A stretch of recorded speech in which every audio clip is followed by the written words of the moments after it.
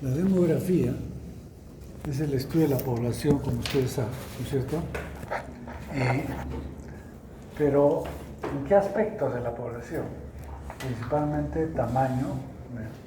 Entonces es importantísimo estudiar el tamaño de la población, porque dependiendo de eso se establece una serie de condiciones políticas, económicas, sociales, etc.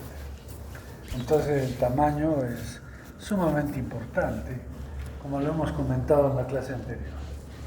Otro aspecto es la distribución geográfica. No es lo mismo estar localizado en el hemisferio sur y en el hemisferio norte. ¿Cuál es más rico? ¿Ah? ¿El sur o el norte? Más rico, ¿cuál es? ¿El sur? El sur está África, Sudamérica. O sea, rico en Dinero.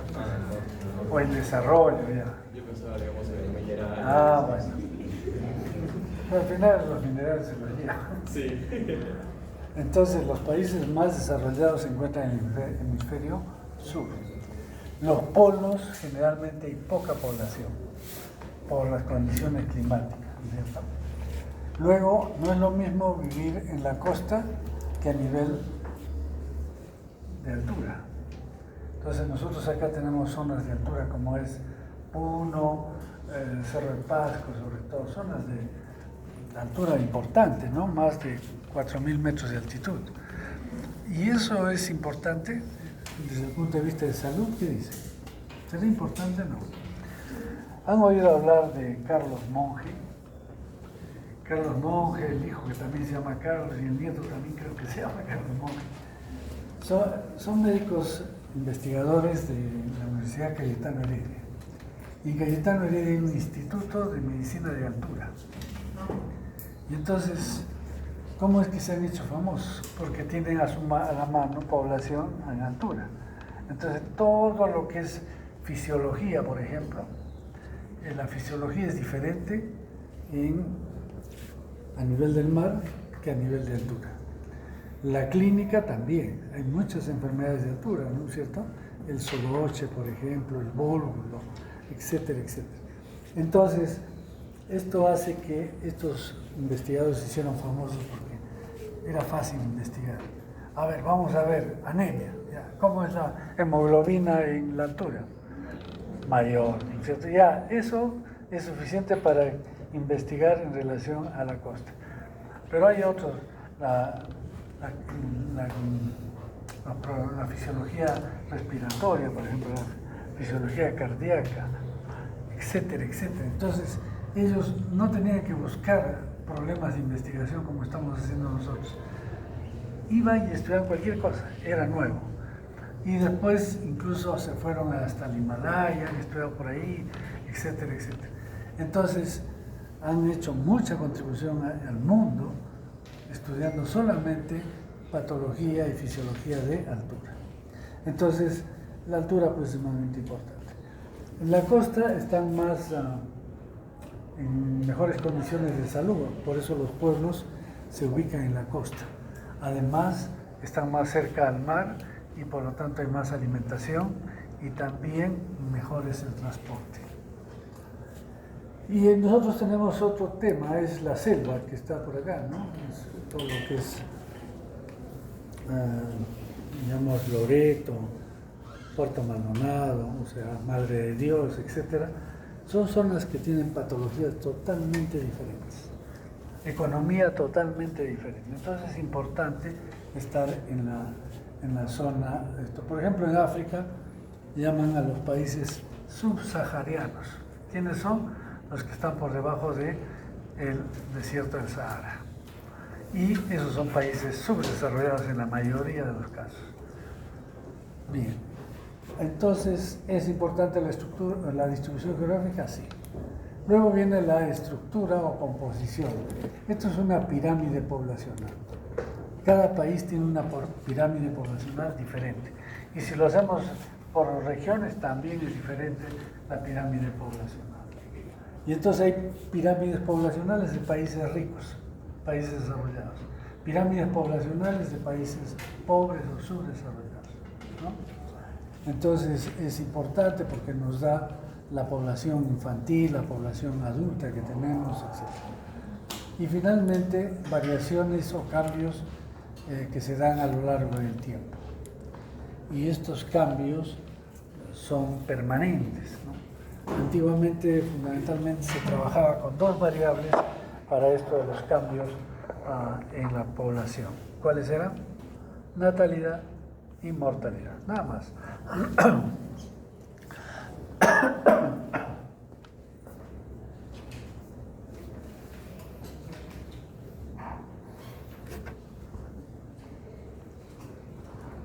Entonces esas dos variables eran suficientes. No dice nada. Delegado. Entonces, solamente se consideraban esas dos variables. Pero ¿y qué paralización? La migración se hace importante. Entonces la gente migra permanentemente.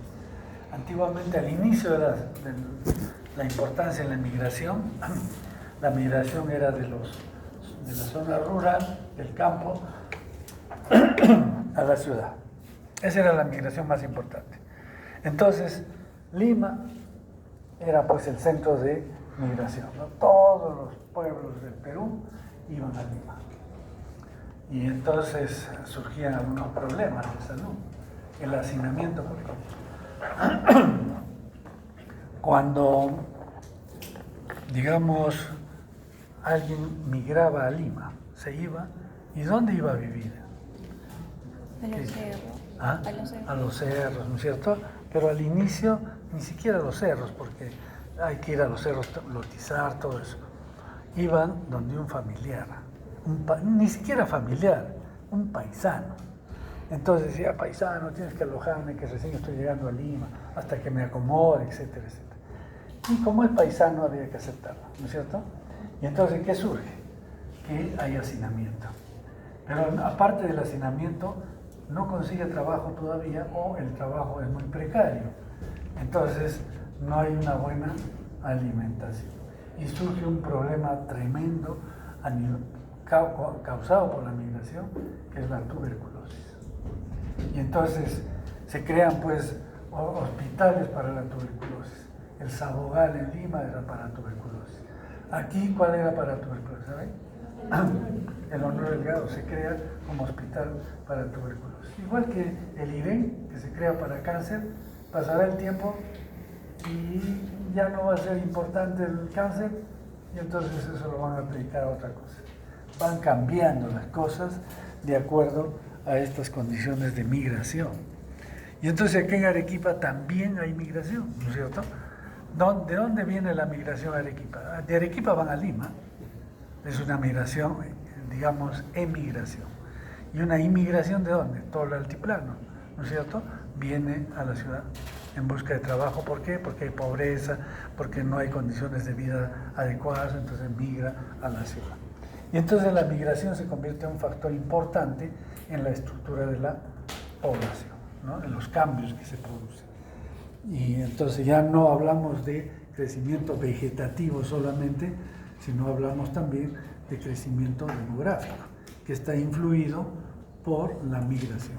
Entonces, cuando hablamos de crecimiento vegetativo, estamos hablando solamente de nacimientos y defunciones. Pero cuando hablamos de crecimiento demográfico, ya hablamos de nacimientos, defunciones y migraciones, ya sea hacia adentro o hacia afuera. Entonces es importante. Creo que no solamente es acá.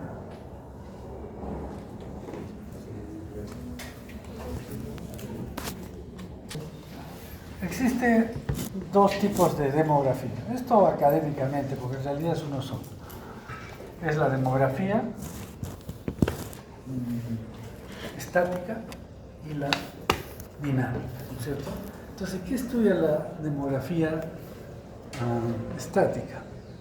Estudia la población, pero en un momento dado, como si fuera un corte transversal. Es decir,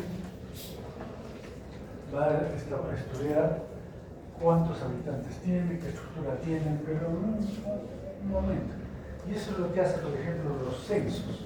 Los censos también miden esto en un momento único.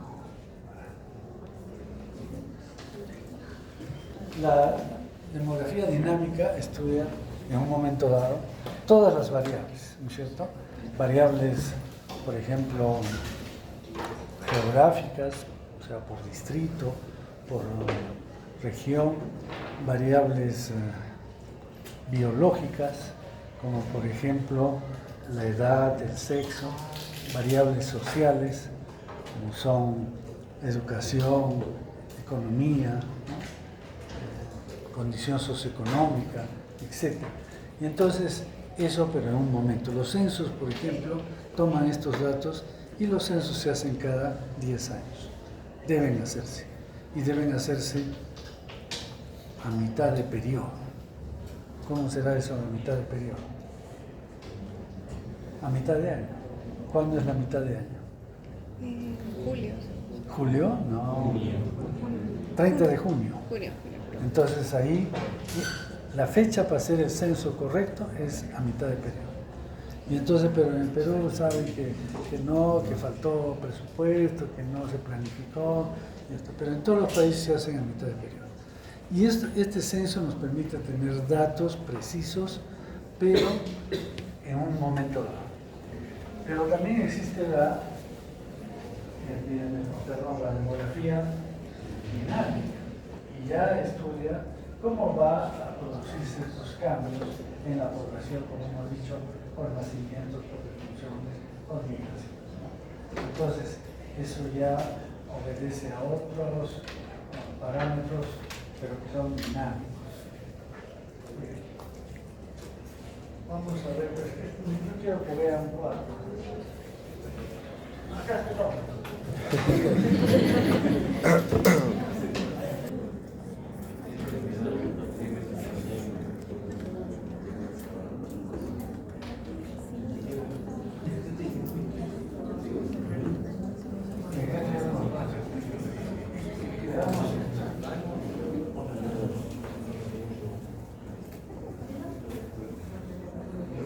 Y vean qué está pasando a través de aquí.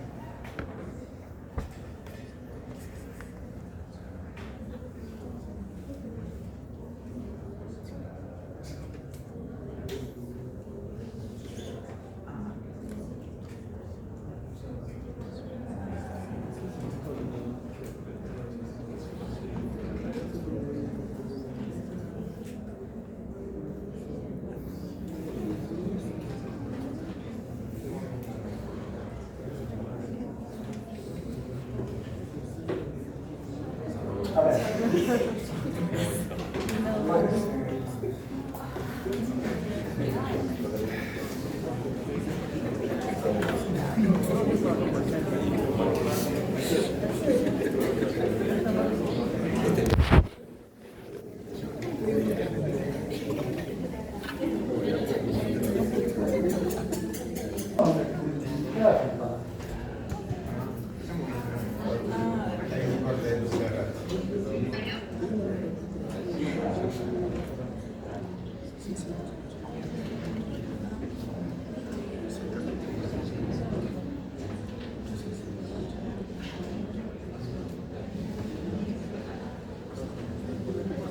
¿Qué es esto?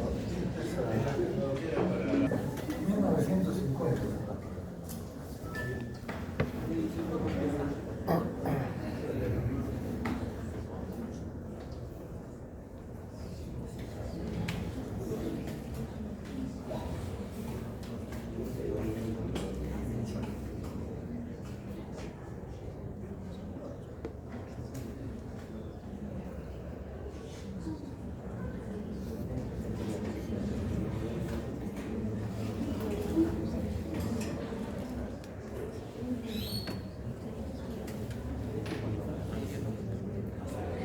¿Listo? A ver, otra vez. Ya, fíjense.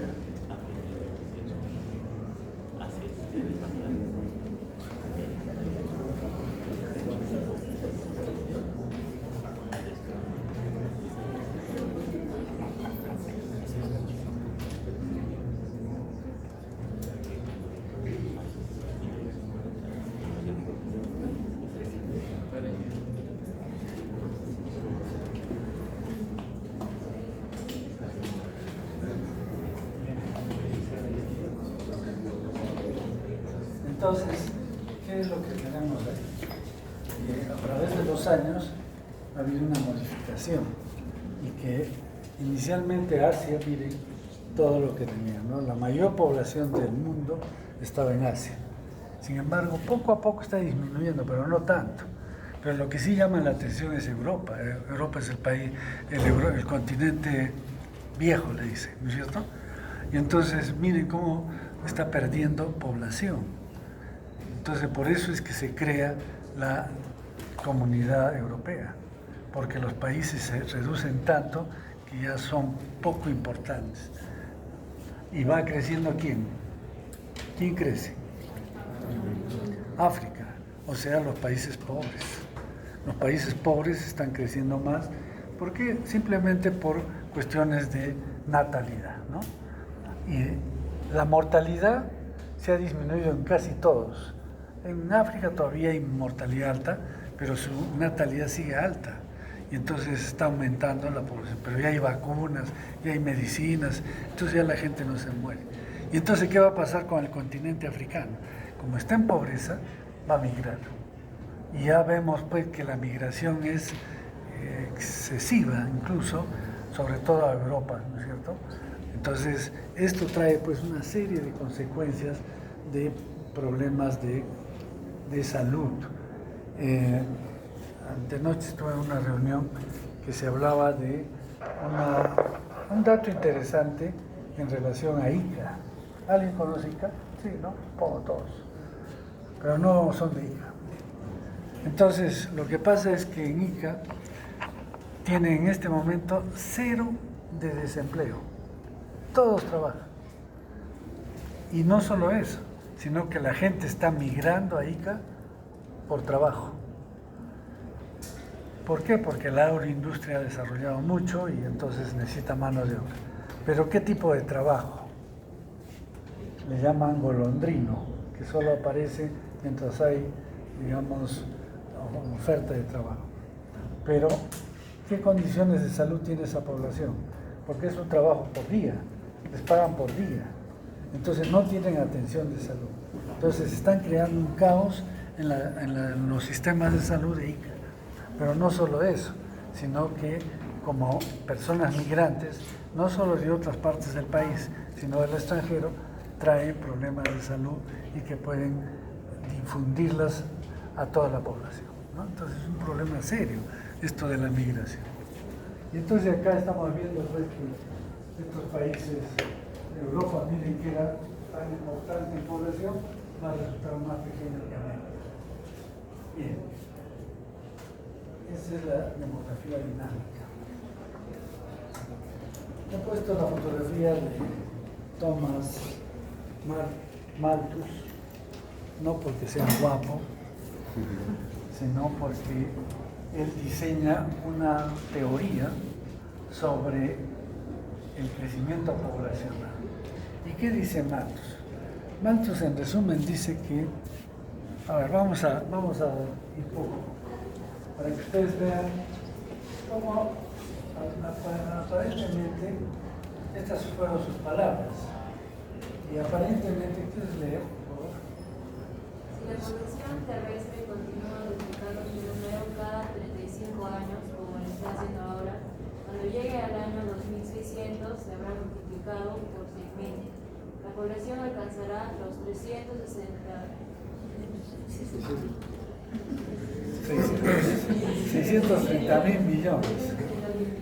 Nuestro planeta solo nos tendrá espacio para mantenernos de pie, pues se dispondrá únicamente de 3 centímetros cuadrados por persona en la superficie sólida, incluyendo Groenlandia y en Antártida. Es más, si la especie humana continúa multiplicándose al mismo ritmo, en el 3550 la masa total del tejido humano será igual a la masa de la Tierra.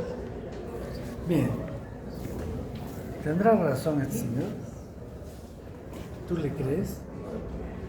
¿Sí o no? No, hay una doble intención en esto, crear caos, causar alarma. Porque si ustedes han visto los cultivos de bacterias, ¿qué pasa con el crecimiento bacteriano en un cultivo? es exponencial, ¿no es cierto? Comienza a crecerse, llega un momento en que se estabiliza y después empieza a caer. Y eso pasa con todos los seres vivos. Entonces, es difícil llegar a esta situación, es casi imposible. Pero él da estas palabras para llamar la atención, así como Trump, que habla y llama la atención de todo el mundo, hizo esto. Pero veamos cuál es la intención de este demógrafo, ¿no? Es uno de los primeros demógrafos que existen en el mundo. ¿Cuál es su intención? Crea la teoría malthusiana. ¿Y qué dice la teoría malthusiana? Tiene dos postulados. El primer postulado, las guerras, desastres naturales y las epidemias son un medio para controlar el crecimiento desordenado de la población.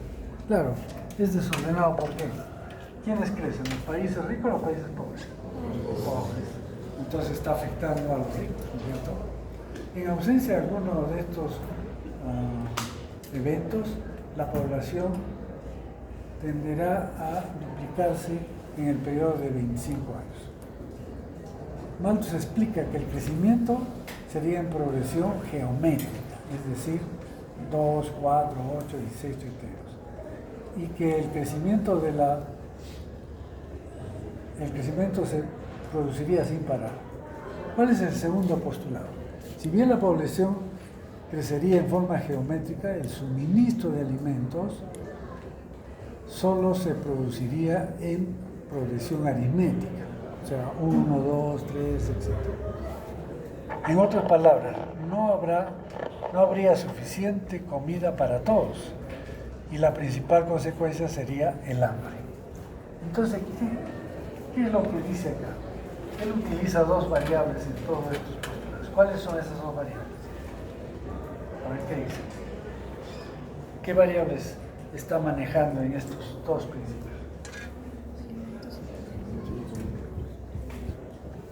Vamos, pregúntale a la guía. ¿Qué dice? ¿Qué variables? Población, una variable, y la otra. ¿Qué? ¿Cuál es? No, eso es en relación a la población. ¿Cuál es la otra variable? El hambre. Comida, el hambre. Entonces, él está subliminalmente diciendo de que la falta de alimento o el hambre se debe a qué? A el aumento de la población. Y entonces, ¿esto será cierto? ¿Qué dices? ¿Qué dices tú? ¿Será cierto que el hambre se debe al aumento de la población? Ahora vamos a ver. Entonces,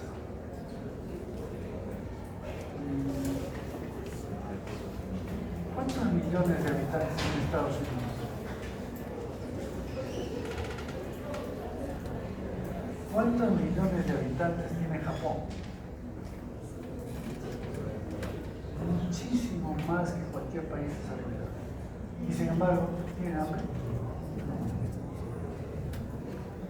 Entonces, no necesariamente, puede ser, claro, como tú dices.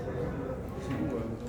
Cuba de la población, pero el alimento. Cuba tiene población grande. O sea, no grande, pero anterior, pero. A ver, busca población de Cuba.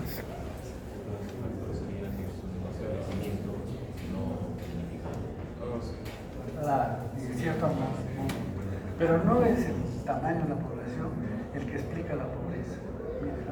Bueno, lo vamos a ver. Entonces, ¿cuál es? Dice, además es la escasa oferta de alimentos. Malthus consideró el límite territorial. Para evitar el problema, Malthus sugirió que las personas tengan hijos, solo se pueden tener áreas cultivables para sustentar su gestión moral. ¿Cuál es la crítica a esta teoría?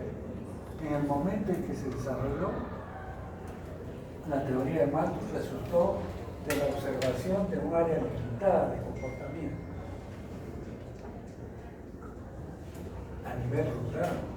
no se preveía la organización, la tecnología aplicada a la producción de alimentos y la distribución desigual de la riqueza del planeta. Entonces, en este momento, ¿qué podemos decir? ¿Que en el mundo faltan alimentos? ¿Qué dicen? ¿Faltará alimentos en este momento? Sí, pues en algunos países, pero en Estados Unidos las toneladas de alimentos que van a la basura.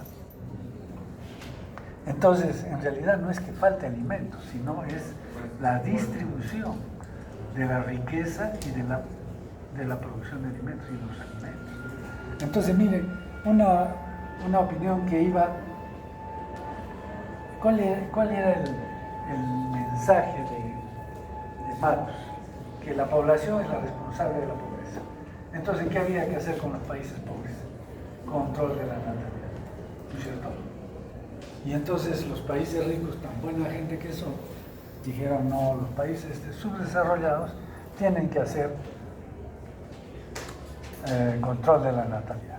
Y entonces empiezan los programas de control de la natalidad a gran escala. ¿Y quién paga estos programas de control de la natalidad? Los países ricos. ¿Y para quién va estos programas de control de la natalidad? Para los países pobres. Qué buena gente, ¿no? Se preocupan de los países pobres, para que no tengan hambre. ¿Ustedes creen eso? Bueno, el tema es que se gasta dinero en estos programas. Entonces, pero los países subdesarrollados tampoco no tienen, pues, que todos son limitados mentalmente, ¿no? Hay gente que piensa. Y entonces se dan cuenta que eso no puede ser. Y entonces comienzan las protestas contra los programas de control de la natalidad. Con un principio muy simple. El ser humano no puede ser controlado como los animales, para el control de la natalidad. Entonces hay protestas y se elimina este programa de control de la natalidad. Pasan unos años, 5 o 10 años, y aparece otro programa. ¿Cómo se llama ese otro programa? Planificación familiar. Y entonces dicen, no, pues ¿cómo? No es control de la natalidad, ¿no es cierto? No son animales ustedes. Pero pueden planificar su familia, pueden planificar el número de hijos.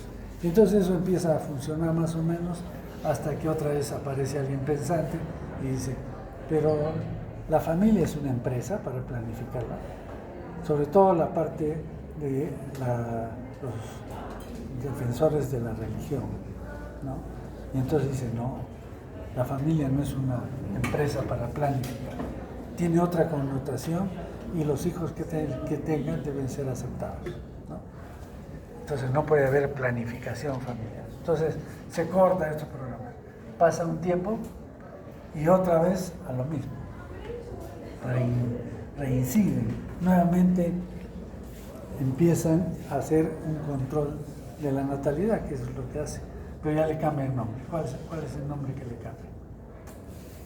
Ya no control de la natalidad, ya no planificación familiar, sino, ¿quién se acuerda? ¿Nadie?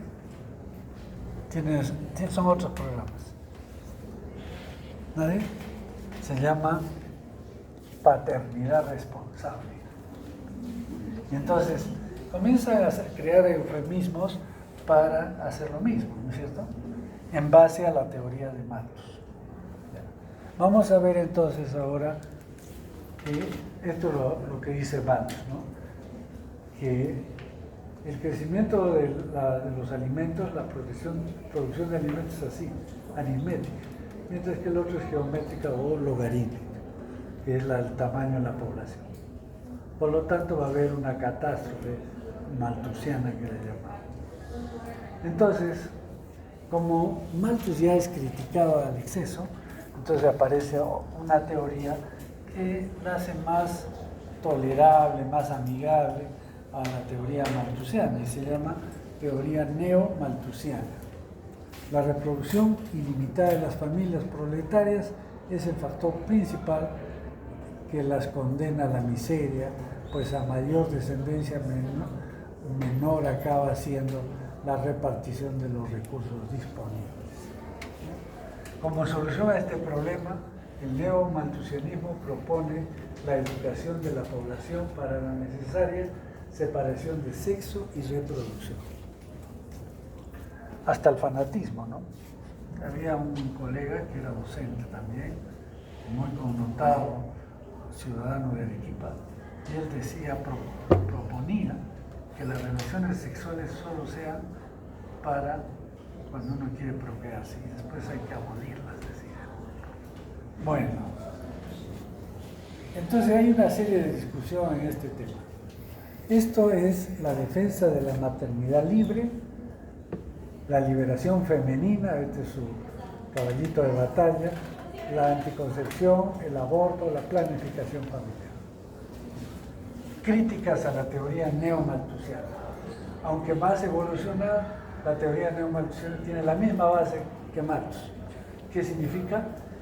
Que apunta al exceso de población como responsable de la escasez de niños. Y entonces, esa es una buena crítica. Y esta es una comparación para que vean que es lo mismo en realidad. Malthusiano con neomalthusianismo. Advertía la proliferación poblacional, acarrearía el fin de la especie humana. Y esta dice que la proliferación poblacional de las clases bajas de la sociedad es un elemento central en la reproducción de la pobreza.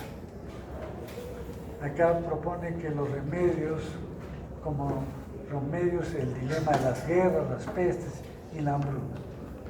Por parte de la humanidad, la represión sexual, el fomento de la castidad y el retardo de matrimonio. Aquí, ¿qué dice? Proponía como remedio el dilema de la educación y la conciencia de la escasez de recursos. Bueno, esta fue una doctrina mayormente conservadora que sirvió para justificar la preservación del estatus socioeconómico y la implementación de medidas antipopulares. No consistió en una doctrina ideológica unificada, por lo que hubo interpretaciones más conservadoras y otras más liberales. Entre estas últimas, muchas provienen del movimiento obrerista y la Unión Soviética. Entonces, vean que el malthusianismo ya aparece, después lo modifica un poco, el neomalthusianismo. Pero ya siglo XX empiezan a haber ya más contradicciones y entonces aparece la teoría eco-malthusiana. ¿Qué dice eso? Que el aumento de la población causa disminución de los recursos. Esta teoría sostiene que el crecimiento desmedido de la población y la explotación descontrolada de los recursos naturales pueden generar desequilibrios en la economía y el medio ambiente. Entonces ya toman como caballito de batalla al medio ambiente, ¿no? Entonces va a haber crisis ecológicas, crisis económicas, desigualdad social, límites de crecimiento. La teoría eco-malthusiana combina las preocupaciones de Malthus sobre el crecimiento poblacional con los desafíos contemporáneos de la sostenibilidad ambiental y económica y desigualdad de patrones de consumo. Países desarrollados, países artesanos. Entonces, con esto demuestran que en realidad no falta alimento, sino que es la mala distribución del alimento la que trae todos estos problemas de hambruna, etc. Bien, y luego viene otra teoría, la teoría reformista. Sostiene que es necesario enfrentar problemas sociales y económicos para que exista un método anticonceptivo espontáneo. El número de niños disminuye a medida que las familias reciben servicios de mejor calidad y aumenta el nivel de vida. Entonces, miren, según esta teoría, ¿qué dice? Que no es importante el control de la natalidad directo, que los países, si tienen educación y trabajo, se autocontrolan, ¿sí? O sea, no es necesario hacer control de la natalidad y tampoco es tan importante el tamaño de la población. ¿Por qué? Si yo tengo una población grande, como lo que es Estados Unidos, como lo que es Japón, lo que es China, pero si tienen trabajo, tienen una buena economía y tienen producción de alimentos, no hay problema, ¿no es cierto? Entonces ya no es tan directa la relación entre aumento de población y hambre, sino que más importante que el aumento de la población, ¿cuál es? La educación y el trabajo. Si hay educación y hay trabajo, no interesa la población y se va a regular automáticamente, espontáneamente. Eso dice la teoría reformista. Las conclusiones se extrajeron de países desarrollados, con alta población joven y donde la natalidad descendió espontáneamente. O sea, no era necesario crear programas de control de la natalidad. Sin ninguno de los eventos mencionados por Marx. En estos países tampoco se verificaron los principios de la teoría malthusiana, porque los jóvenes tenían acceso al empleo y como resultado la producción de alimentos era adecuada y suficiente. ¿Está claro? Entonces se entiende, en realidad la teoría malthusiana es una sola, pero con modificaciones de acuerdo a la época. Y la teoría reformista es completamente diferente. Bien. Hay otra teoría en demografía que es la teoría de la transición demográfica. Recuerdan que en la primera clase hablé que antiguamente cómo eran las tasas de natalidad y mortalidad. ¿Se acuerdan? ¿Eran bajas o altas? Altas, ¿no es cierto? Tasa de natalidad y tasa de mortalidad. Y en este momento, ¿cómo son esas tasas? Bajas. Tasa de natalidad, nacen pocos y se mueren pocos. Y entonces, el paso de un tipo de población antigua a uno moderna se llama transición demográfica. ¿Ya? Y entonces, esto es un fenómeno demográfico que se ha producido, pero no en forma similar en todos los países. Los países desarrollados empezaron la transición demográfica hace más o menos 200 años, o sea, 2 siglos. Mientras que en los países subdesarrollados esto empieza en los años 60, 70, o sea, digamos 50 años. Y entonces, ¿qué ha pasado en Europa o en los países desarrollados? Esa transición ha sido lenta y controlada, de tal manera que bajaba la mortalidad, ha ido bajando, pero también bajaba la natalidad. Y entonces se mantenían estas dos tasas más o menos paralelas. ¿Y qué significa esa distancia que hay entre una y otra? Eso se llama crecimiento poblacional. O sea que el crecimiento poblacional fue más o menos uniforme a través de estos 2 siglos. Mientras que pasó en los países que son ahora los países subdesarrollados, esto fue violento, rápido. Entonces, ¿cuál es lo que cae primero? ¿La natalidad o la mortalidad? ¿Qué es? La mortalidad. ¿Por qué? Porque los países subdesarrollados también se benefician del adelanto de la ciencia, de las vacunas, de los antibióticos, etcétera, etcétera, ¿no es cierto? Y las condiciones sanitarias básicas. Entonces, ¿qué es lo que pasa? Que cae rápidamente la mortalidad, pero la natalidad no. La natalidad se mantiene, más o menos, disminuye un poco, pero no tanto. Entonces, ¿qué pasa con el crecimiento poblacional? ¿Es mayor que en los países desarrollados o menor? Creo que no lo han captado. ¿Qué es el crecimiento poblacional? Es la distancia que hay entre la tasa de natalidad y la tasa de mortalidad. En los países desarrollados, en toda su transición ha sido así. O sea que no se ha modificado el crecimiento poblacional. Pero ¿qué ha pasado con los países subdesarrollados? La tasa de mortalidad casi no cae, pero la de mortalidad sí. Entonces la distancia es mucho mayor. Entonces el crecimiento poblacional se desarrolla. Y entonces así pues surgen algunos nombres. ¿Ustedes qué generación son? Z. ¿Yo qué generación soy? ¿Qué dice? Yo pertenezco a la generación Baby Boom. ¿Qué significa Baby Boom? Es el crecimiento, el aumento de los niños. En esa época que es los años 60, desde los 50 hasta los 70, es una época en que nacían muchos niños. El aumento de nacimientos era excesivamente alto. Y eso es el baby boom, ¿no?